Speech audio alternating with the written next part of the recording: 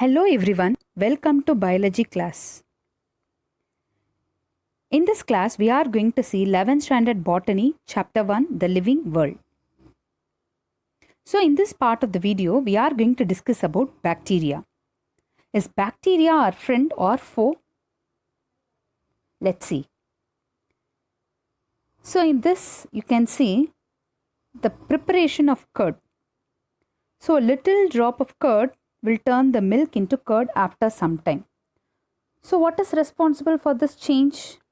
So it is due to a bacteria called Lactobacillus lactis. And the curd has got a sour taste. And which is responsible for this sour taste?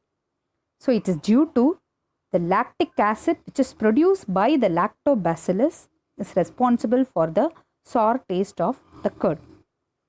So in this case, the bacteria acts as a friend to us. Let's look into another instance. So have you ever been infected with typhoid? So typhoid is a bacterial disease. It is caused by a bacteria called Salmonella typhi. So in this case, the bacteria is a foe to us. So certain bacteria are friendly to us due to their beneficial activities, and certain bacteria are a foe, that is enemy to us, due to their harmful activities. Let's see about several milestones in the field of bacteriology. So first, what is bacteriology? The study of bacteria is referred to as bacteriology. So in 1829, Ehrenberg coined the term bacterium.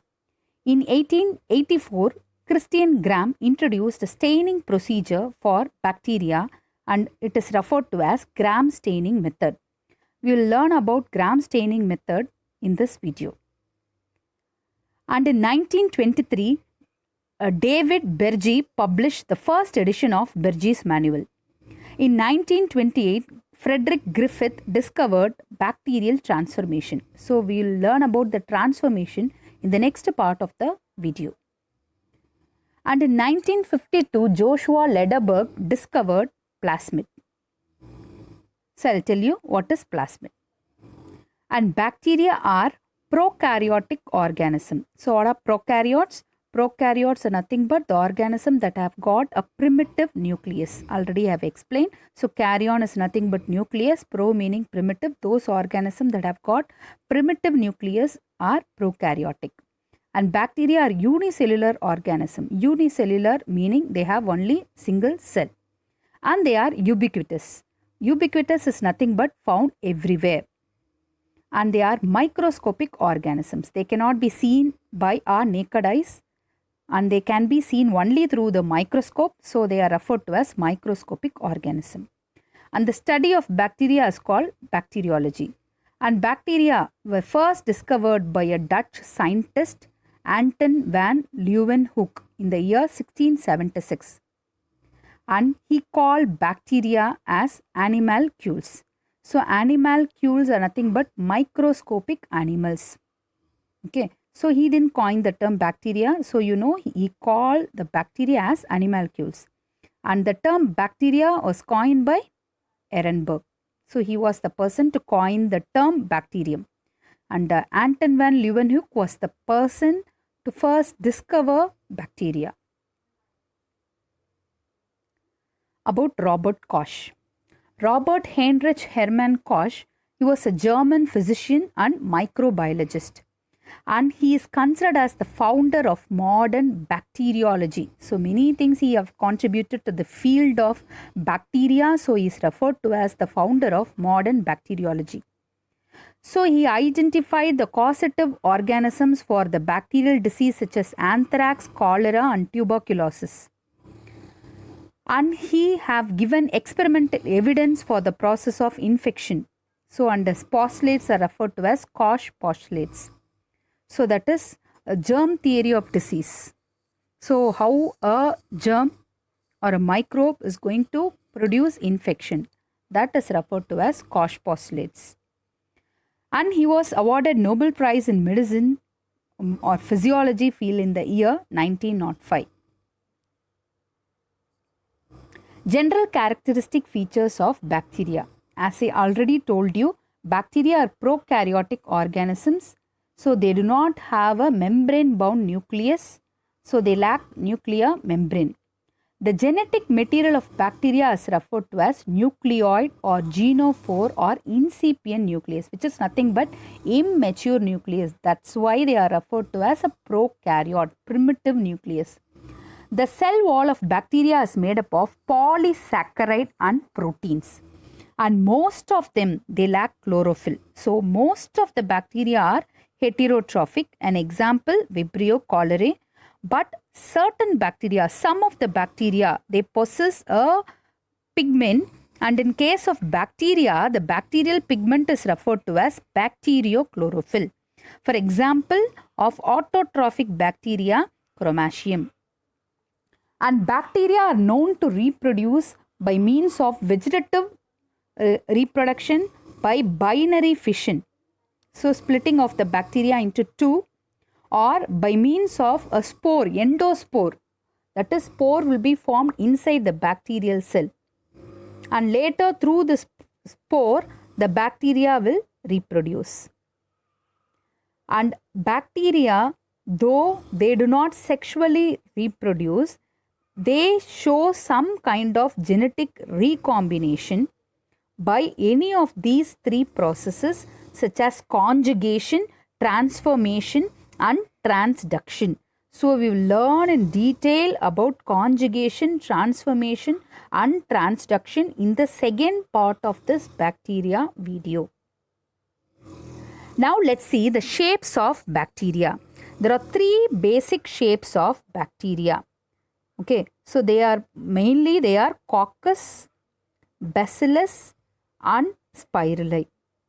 So based on the plane of division, the coccus shape may appear in several distinct arrangements. So this is the coccus.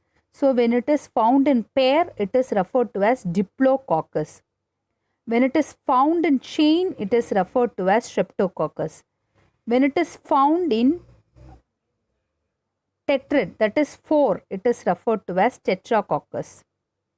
When it is found in bunches, it is referred to as a staphylococcus. And when it is found at tetrads in pairs, is referred to as Sarcina.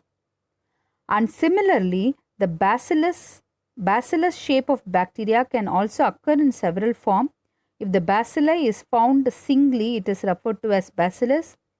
In pair, it is referred to as diplobacillus. And in chains, it is referred to as streptobacillus. And the spiral shaped bacteria can occur in several forms, either as spirillum or as vibrio. This is about the shape of bacteria. Flagellation in bacteria. There are different types of flagellation in bacteria. The first type, monotrichous. So monotrichous is nothing but a single polar flagellum at one end. Polar means situated at the pole. Okay, so or the end. So only one flagella at one end is referred to as monotrichous. Mono meaning one. Next, lophotrichous, tuft of flagella at one end. Next, amphitrichous, tuft of flagella at both the ends. Next, peritrichous, flagella surrounding the bacterial cell. And atrichous, absence of flagella. Next, let's see about the ultrastructure of a bacterial cell. So, a bacterial cell reveals three layers. So, it consists of an outermost capsule, otherwise referred to as glycocalyx. The second layer is referred to as the cell wall, and next component is referred to as the cytoplasm. First, capsule or glycocalyx. So, in some bacteria, it is surrounded by a gelatinous substance. So, here you can see the outermost cell wall, and outer to the cell wall, there is a presence of a gelatinous substance. It is composed of polysaccharide, that is carbohydrate, or polypeptide protein, or both. So, a thick layer of the glycocalyx, that is capsule. The glycocalyx is bound tightly to the cell wall. So, this thick layer of glycocalyx, which is bound tightly to the cell wall, is called capsule. So the function of this capsule is to protect the cell from desiccation. Desiccation means from drying. So it protects the bacterial cell from drying and from the effect of antibiotics. And the sticky nature helps them to attach to substrate. So the sticky nature of this glycocalyx makes the bacteria to attach to the substrates like plant root surface, human teeth and tissues. And also it helps to retain the nutrients in bacterial cell. Next component is cell wall. The bacterial cell wall is granular and it is rigid. And the cell wall gives shape to the cell. And the chemical composition of the cell wall of bacteria is very complex. It is made up of a substance called peptidoglycan. So peptidoglycan or mucopeptide, which is nothing but a polymer consisting of different sugars and amino acids. So the components are given here: N-acetyl glucosamine, N-acetyl muramic acid and peptide chain of 4 or 5 amino acids. So this and all, glucosamine and all, it is sugar, and a peptide chain of 4 to 5 amino acids. So peptidoglycan is nothing but a polymer consisting of sugar and amino acids. One of the most abundant polypeptide found in the bacterial cell wall is porin, and this helps in the diffusion of solutes. Diffusion is nothing but the entry of certain substances into the cell wall through the cell wall is facilitated by means of the polypeptide, that is protein called porin. The next is plasma membrane. The plasma membrane in case of bacteria, it is made up of lipoprotein, and this plasma membrane is very important as it controls the entry and exit of small molecules and ions. And also the enzymes involved in the oxidation of the metabolites as well as the photosystems used in photosynthesis are present in the plasma membrane. The next structure is cytoplasm. It is thick and semi-transparent. The cytoplasm will be consisting of ribosomes and also several other inclusions. So this is the cytoplasm. The cytoplasm is consisting of ribosome and other cell inclusions, and the inclusions include glycogen, polyhydroxybutyrate granules, PHB, polyhydroxybutyrate granules, sulfur granule, gas vesicles are present. The next component of a bacterial cell is its chromosome.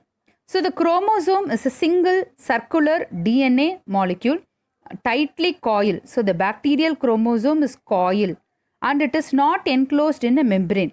So this bacterial chromosome is not enclosed by a nuclear membrane, and which is seen in case of eukaryote, and this genetic material of this bacterium is referred to as nucleoid or genophore. And it is very amazing that the DNA of E. coli, which measures about 1 millimeter long, when uncoiled contains all the genetic information of the organism. So you can wonder that the bacterial chromosome is 1 millimeter long, but bacteria cannot be seen. That is such a long, for the bacteria it is quite long and it is tightly coiled. So when uncoiled, it will be containing all the genetic information of the organism. The DNA of the bacterial chromosome is not bound to histone proteins. Histones are a kind of proteins. Eukaryotic chromosomes, that is DNA, is bound to the histone proteins, but prokaryotic chromosome, that is the DNA, is not bound to histone proteins. The single chromosome or the DNA molecule is circular at one point and it is attached to the plasma membrane, and it is believed that this attachment may help in the separation of two chromosomes after DNA replication. So the chromosome or the DNA molecule, it is found attached to the plasma membrane. So during the time of cell division, since it is attached to the plasma membrane, during the cell division, it may result in the separation of the DNA. The next one, here you can find, apart from the bacterial chromosome, the bacteria also contains a plasmid. Now let's see about plasmids. So plasmids are nothing but extra chromosomal, that is apart from the chromosomal DNA, the bacteria also have some extra DNA which are referred to as plasmids. So these plasmids are circular, They are double-stranded and they are capable of self-replication. That is, they can replicate on their own. That's why they are referred to as autonomous elements. And they contain genes for fertility, antibiotic resistance, and heavy metals. And they help in the production of bacteriocins. So that is nothing but the toxins produced by the bacteria. And the size of a plasmid varies from 1 to 500 kilo base pairs. Usually the plasmids contribute to about 0.5 to 5% of the total DNA of the bacteria. The number of the plasmids in the bacterial cell may vary. The plasmids are classified into different types based on the function. So what kind of function they are going to perform, they will be of different kinds. For example, so if the plasmid is responsible for the fertility, they are referred to as fertility factor. If they are giving a resistance towards antibiotic, then such kind of plasmids are called resistance plasmids. And if they are helping for the induction of root, they are referred to as root inducing plasmids. So it is referred to as RI plasmids. And if it is going to produce any kind of bacteriocin, a kind of bacteriocin, cholecystine, which is produced by the bacteria called Escherichia coli, then it is called as cholplasmid. And if it is going to induce the production of a tumor, then it is referred to as tumor inducing plasmid. Next, we are going to see about the mesosomes. So, mesosomes are nothing but the infoldings of the plasma membrane. So, it can be found in the form of tubule or vesicles or lamellae. So, lamellae is nothing but the sheets which are stacked one above the another. And they are clumped and folded together to maintain, to maximize their surface area and helps in respiration and binary fission. Next is polysomes or polyribosomes. So ribosomes are the site of protein synthesis.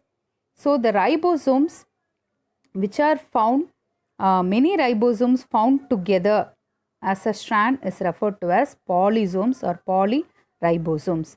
The number of ribosomes per bacterial cell varies. Certain cells may have from 10,000 to even 15,000 ribosomes. And the ribosomes of bacteria is of 70S type.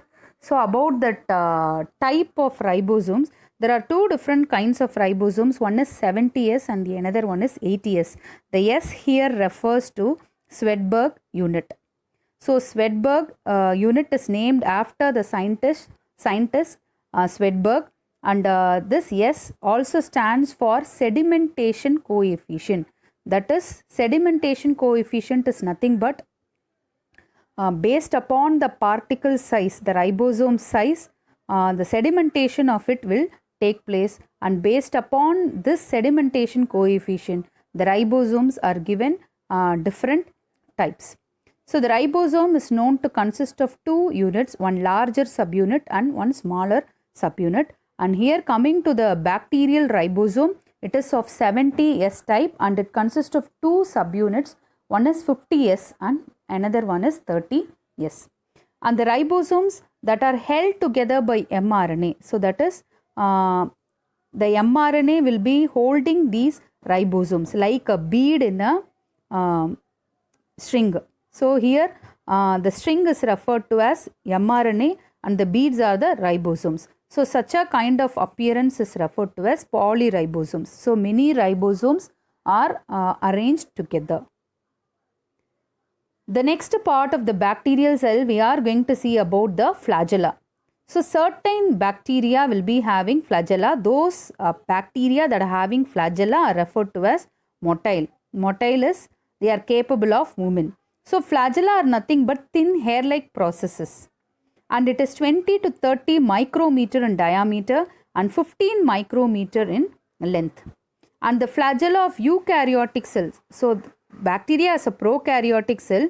In case of eukaryotic cell, their bacteria will be consisting of a 9+2 microtubule pattern. So that is in the flagella, when you see the cross section, in the periphery you can find 9 microtubules and 2 microtubules found in the center. That's why this arrangement is referred to as 9+2 microtubules. So this is about the flagella of the eukaryotic cells, but this bacteria flagella, which is prokaryote, it is made up of only one fibril. And flagella, the function of it is locomotion.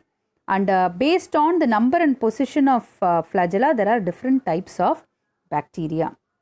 So already we have seen the flagellation in bacteria, and based upon the flagella also there are different kinds of bacteria. The next part of the bacterial cell, the last part of the bacterial cell is the fimbriae, or otherwise referred to as pili. So this pili or fimbriae or hair-like appendages, it is found on the surface of the cell wall. So here you can see this is the long thin appendages which are referred to as the flagella, and here you could find some short appendages which are arising from the cell wall. So these are referred to as fimbriae or otherwise referred to as pili. And the pili are 0.2 to 20 micrometer long with a diameter of about 0.025 micrometer. In addition to the normal pili, certain bacterial cells have pili which are helpful for the process of conjugation. So conjugation is a method of genetic recombination in bacteria, which I'll explain you in the next video. So now you just remember the pili which are helpful for the process of conjugation. They are referred to as sex pili. Next, we'll see about the Gram staining procedure. So already I have told you the bacteria can be stained by a special staining which is referred to as Gram staining. So this procedure was introduced by a scientist, Hans Christian Gram.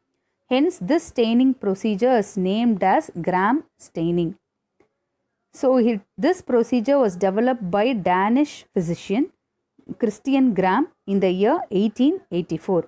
So it is a differential staining procedure, meaning so by using this procedure we can differentiate between two different classes of bacteria. So one is Gram positive bacteria, the other one is Gram negative bacteria. So the Gram positive bacteria can retain the crystal violet stain and it will appear dark violet, whereas the Gram negative bacteria cannot retain the crystal violet stain and they lose the crystal violet and they will take up the counter stain called safranin and they appear red under a microscope. So let me explain in detail about this procedure. So the reagents that are used for Gram staining. Number 1, Gram's crystal violet solution. Number 2, iodine solution. Number 3, Gram's decolorizing solution. So the decolorizing solution which can be used is ethanol or 95% ethanol or acetone. And the last reagent is Gram's safranin solution. So let's see the process or the steps involved in Gram staining. First, you have to prepare a smear of the bacterial culture. So the bacterial culture will be given in the form of a liquid culture. So we have to prepare a smear of the bacterial culture. So the smear preparation is nothing but you have to take a glass slide and you have to make a smear of this bacterial culture. So after the smear is made in the glass slide, the slide should be allowed to air dry. And after it is getting air dried, it has to be heat fixed. That is, it has to be passed through the Bunsen flame so that the smear will be fixed over the slide. So to the smear, then we have to add crystal violet reagent and it has to be allowed to stay for 30 seconds. After 30 seconds, the glass slide has to be washed or rinsed in distilled water for 2 seconds. And then you have to add the Gram's iodine solution to the smear and let it stand for 1 minute. And after 1 minute, again the slide has to be rinsed in distilled water. And after rinsing in distilled water, it has to be washed in 95% ethanol or acetone for 10 to 30 seconds. So this is a very important process. In this step only, the differentiation takes place between Gram positive and Gram negative bacteria. So after this process, safranin has to be added, and after the safranin is added, it has to be left for 30 to 60 seconds, after which it should be rinsed in distilled water and it has to be blot dried, and then the slide can be observed under the microscope. So how can you differentiate using this gram staining as certain bacteria gram positive and certain bacteria gram negative? So I told you an important process which happens during the addition of 95% ethanol. So what happens in this step is the gram positive bacteria will retain the color of the crystal violet, that is, it will retain the violet color, and even when you add the secondary stain, that is the counter stain safranin, it cannot take up the safranin, so they'll appear as violet. Whereas the gram negative bacteria, upon addition of the ethanol, it will lose the crystal violet and it will take up the counter stain, which is safranin, and they will appear pink in color. So why this kind of difference between gram positive and gram negative bacteria? It is due to the cell wall nature of this bacteria. So let's see about the cell wall nature of gram positive and gram negative bacteria. So here I have shown you the picture of a gram positive bacterial cell wall. The gram positive bacterial cell wall will consist of a considerable amount of teichoic acid and teichuronic acid. That is, it will contain several layers of peptidoglycan. So this teichoic and teichuronic acid constitute the peptidoglycan, and also in addition they may contain many polysaccharide molecules. So this makes the gram positive bacterial cell wall very thick. On the other hand, so here you can see the gram negative cell wall. So gram negative cell wall consists of only few peptidoglycan, and apart from the peptidoglycan, it has got three components that lie outside the peptidoglycan. Number one, it has got lipoprotein. Number two, it has got the outer membrane. And number three, here you can find this green color, which is referred to as the lipopolysaccharide. So this differences in the cell wall structure, that is about the composition of the cell wall, make the bacteria to be gram positive. Certain bacteria which are having this thick peptidoglycan to be gram positive, and certain bacteria to be gram negative. Let's see the differences between gram positive and gram negative bacteria. So the gram positive bacteria, so as I already told you, it is single layered. So it is single layered, whereas in gram negative bacteria it is triple layered. And the rigidity of the cell wall, the gram positive bacteria is very rigid because of the presence of peptidoglycan, whereas the gram negative bacterial cell wall is elastic in nature. And the chemical composition of the gram positive bacteria, it consists of peptidoglycan 80%, polysaccharide 20%, and teichoic acid is also present.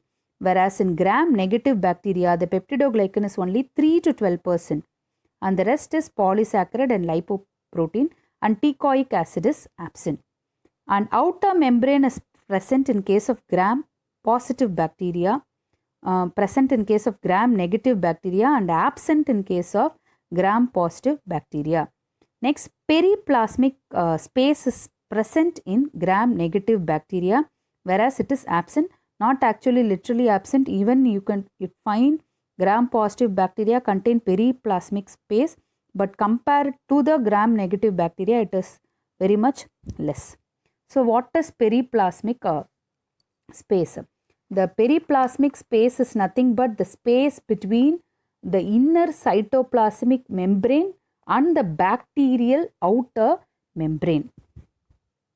Next, susceptibility to penicillin. So what happens when it is treated with the penicillin? The gram positive bacteria is highly susceptible to penicillin. That is, it will be affected by the penicillin, whereas the gram negative bacteria is having less susceptibility to penicillin. The nutritional requirements of gram positive bacteria is complex, whereas gram-negative bacteria, it is simple. And the flagella of gram-positive bacteria contain 2 basal body rings. So this basal body rings are nothing but which are meant for the attachment of the bacteria to the cell wall. So the gram-positive bacteria flagella is attached to the cell wall by means of 2 basal body rings, whereas in case of gram-negative bacteria, it consists of 4 basal body rings. And lipid and lipoproteins in case of gram-positive bacteria is low, whereas it is high in case of gram-negative bacteria. And lipopolysaccharide is absent in gram-positive, and whereas it is present in gram-negative bacteria. So that's it about the differences between gram-positive and gram-negative bacteria. So in this session of the bacteria, we have seen about the milestones in bacteriology, and also we have seen about the general characteristic features of bacteria, its shape and flagellation, and also we have seen the ultrastructure of a bacterial cell, and we have learnt about the differential staining procedure, that is the gram staining procedure, and also we have seen the differences between gram positive and gram negative bacteria. So that's it with the today's session. So meet you in the next class. Thank you.